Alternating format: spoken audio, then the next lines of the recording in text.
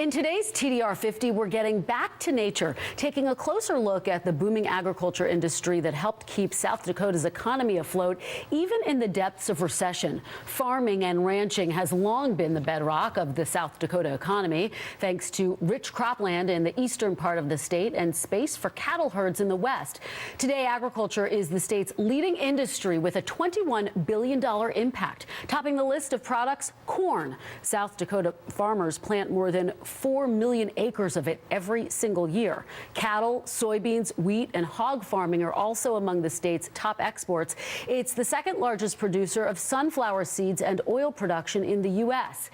And if you thought that the farmer's way of life was disappearing in the U.S., take a look at this. There are nearly 32,000 farms in South Dakota today with an average size of more than 1,350 acres, the equivalent of more than 2 square miles. And while the rest of the country was tightening its belt during the recession, South Dakota's agriculture industry continued to grow. From 2007 to 2012, South Dakota actually added hundreds of new farms. And during that same period, the value of crop and livestock production skyrocketed 55% to more than $7.5 billion. Now, earlier, my colleague Luke Russert spoke to South Dakota Republican Senator John Thune and asked him why the agriculture industry has been so successful. I think part of it, Luke, is just there's really strong global demand for American agricultural products, and it's raised commodity prices in this country, and when commodity prices are good, more people want to farm. And our state of South Dakota is a $21 billion industry in our state, and so it's the #1 driver of our economy. We pay close attention to it, but it really has put a floor under our economy, and I think it's helped the national economy in the same way. When you got a really strong agricultural sector, it helps sort of prop up some of the other areas of the economy that aren't performing so well. And that's now allowed you to keep your unemployment rate so low? It has. I mean, our unemployment rate's about 3.6%. We're below, or we're higher than North Dakota. North Dakota's about 2.6%, and I think Nebraska's about 3.5%. So we're #3 in the nation. But I think that's part of it, because when the ag economy performs well, then all the other businesses and when the farmers come in and the ranchers come into these communities in South Dakota and they're doing business there, it helps the entire economy. It gives it a lift. And so we've got very low unemployment. We've got a strong economy. We've got a very favorable climate for doing business, and I think that's attractive to businesses, and we've seen a lot of them move to our state. One issue on that regarding the businesses, you guys obviously have a very attractive business climate. CNBC ranked you as the #1 place to do business in the United States. One area where you're lacking, though, is the lack of internet and the lack of broadband speed. What is being done to try and implement that throughout the state so that you don't lose that #1 seed?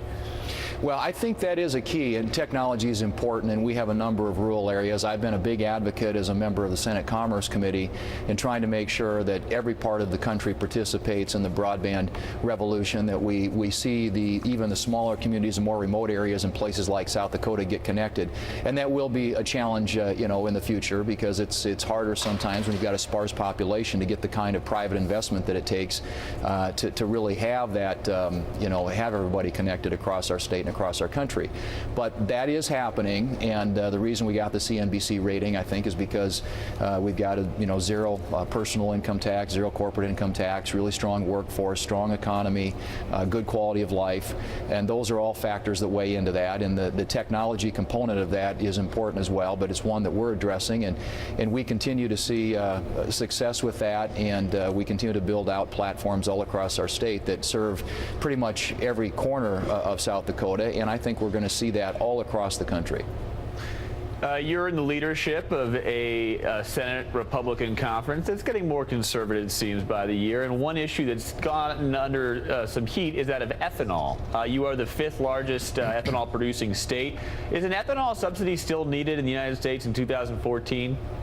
Well, the tax credit went away a couple of years ago, but the renewable fuel standard is something that I think is important, and we've advocated for that. The EPA this year has lowered the volume number. We've been trying to work with them to get that adjusted. But I think it's important for a lot of reasons. It displaces the need for a lot of foreign oil that we have to import. Obviously, it's good for the environment, cleans it up, and it's good for the economy. And we're growing jobs in places in the Midwest rather than creating jobs in places like the Middle East. And so we think there's a good story there. Obviously, it's an issue that creates a lot of spirited debate across the country.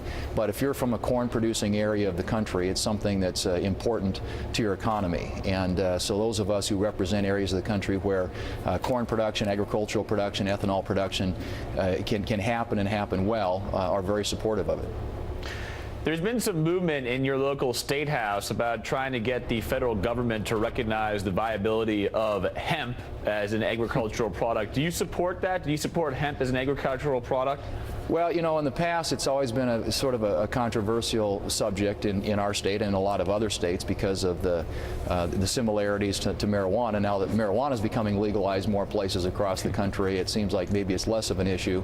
But, you know, obviously it's a debate that our state legislature has. The people of South Dakota are going to decide that issue. I don't think we're going to decide that here. We don't have a farm program in Washington, D.C., although in this last farm bill there was some dollars committed, I think, to hemp research.